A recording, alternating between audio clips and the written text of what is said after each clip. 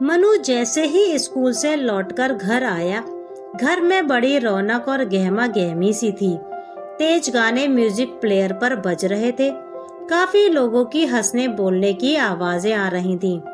कितनी सारी लेडीज कमरे में मौजूद थीं। आज मनु की मम्मी की किटी पार्टी चल रही थी। मनु बेचैनी से अपनी माँ को ढूंढने लगा। उसकी आंखों में घर में बनी भीड़ से घबराहट और गुस्सा साफ दिखाई दे रहा था। मम्मा कहाँ हो आप?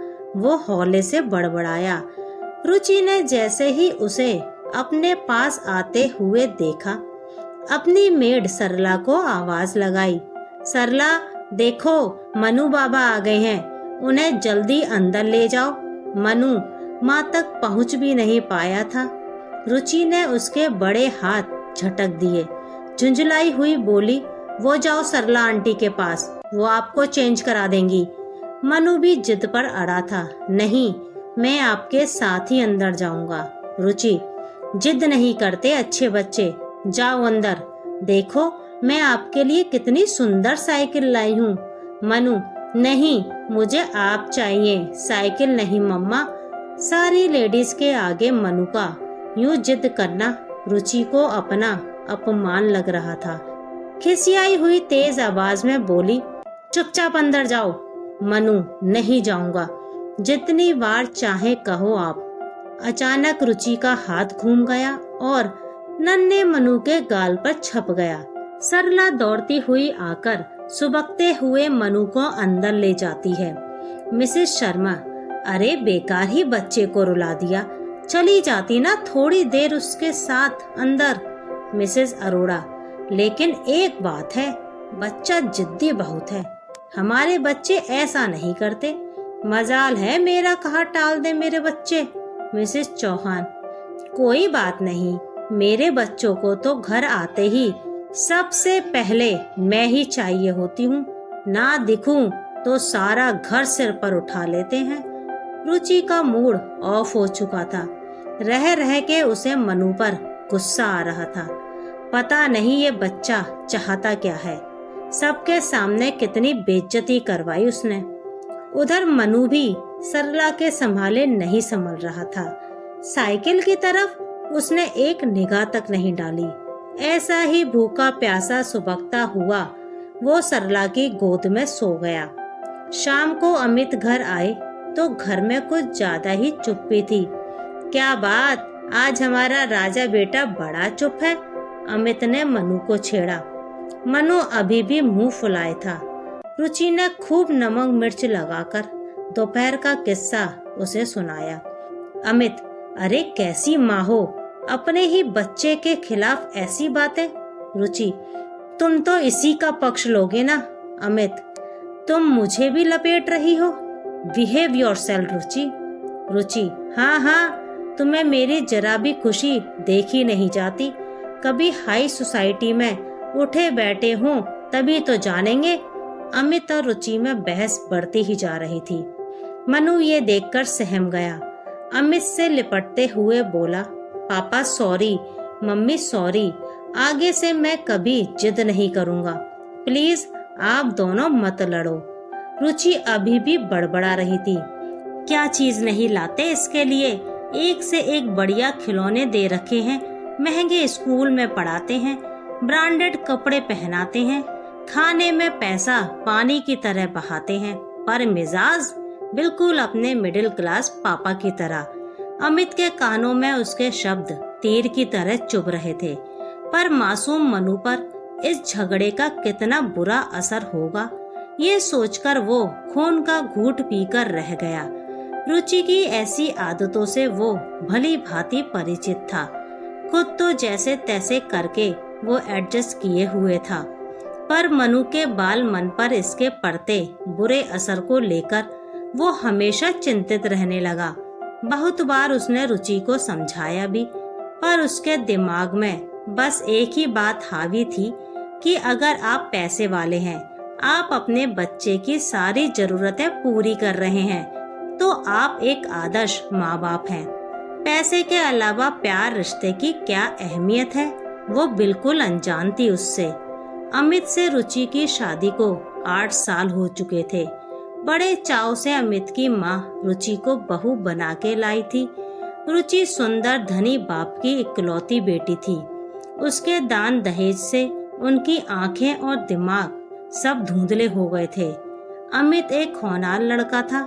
बड़ी छोटी उम्र में उसकी क्लास 1 जॉब लग गई थी, लेकिन रुचि से शादी करने के थोड़े समय बाद ही उसे ये एहसास हो गया था कि एक मिडिल क्लास से उठा हुआ लड़का कितना भी अच्छा कमा ले, पर किसी भी कीमत पर एक पैसे वाले बाप की लड़की के नखरे नहीं उठा सकता। रुचि सूरत से जितनी ज्यादा खूबसूरत थी, सीरत में उतनी ही तंग। कहने को तो पोस्ट ग्रेजुएशन किया था उसने, पर हर चीज को सिर्फ और सिर्फ पैसे से तोलती। छोटे से छोटे गिफ्ट से लेकर बड़े से बड़े परिवार के मसले उसकी पैसे की तराजू पर जांचे जाते।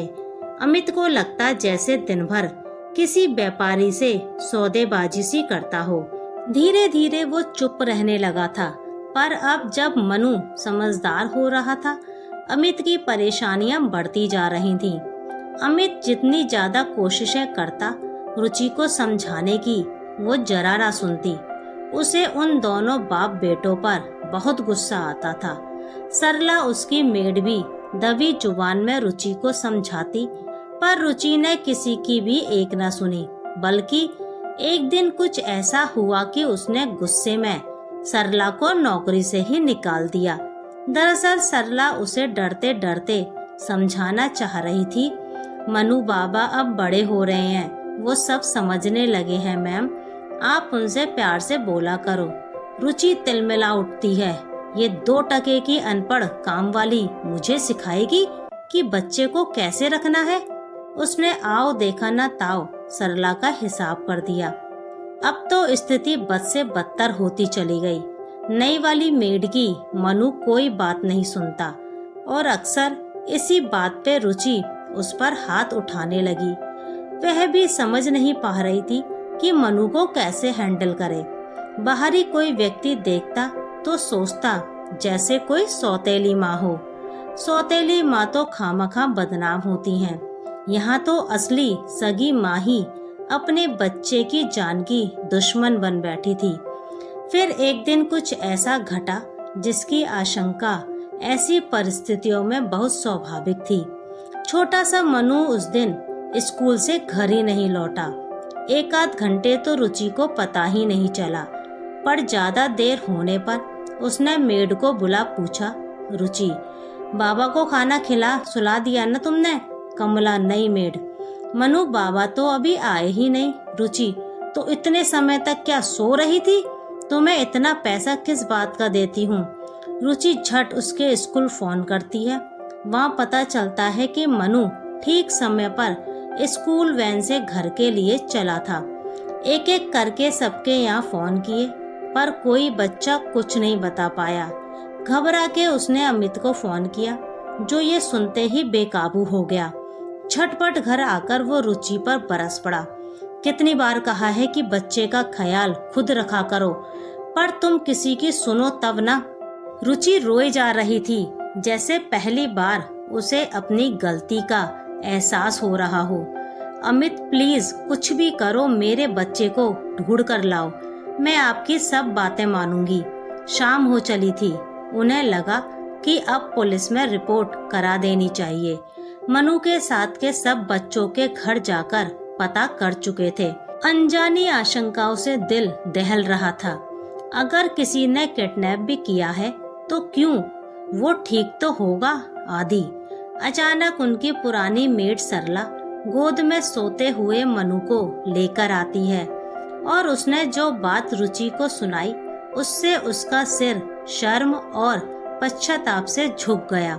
उसने बताया कैसे मनु बाबा उसके पास छुट्टी में आ गए थे और बिलख कर रोते हुए उससे कह रहे थे, सरला आंटी क्या मैं आपका बेटा नहीं बन सकता? आप मुझे कितना प्यार करती हो। अपने हाथ से खाना खिलाती थी, अपनी पीठ पर घोड़ा बन मुझे सवारी कराती थी। आप मुझसे क्यों नाराज होकर यहाँ आ गईं? मैंने मनु बाबा को बहुत समझाया, पर वो रोते रोते वहीं रुकने की जिद करते रहे। उन्हें बहुत तेज बुखार था। अभी अभी मैं डॉक्टर को दिखा दवाई दिला के ला रही हूँ। रास्ते में वो सो गए थे। ये कहते हुए सरला प्यार से उसका माथा सहलाने लगी। रुचि शर्म से जमीन में गड़ी जा रही थी। उसने मनु को गोद में लिया और बेतहाशा उसे चूमने लगी। सरला का धन्यवाद जितने शब्दों में करे कम था, लेकिन आज उसे समझ आ रहा था बच्चे पैसे के नहीं, सिर्फ प्यार के भूखे होते हैं।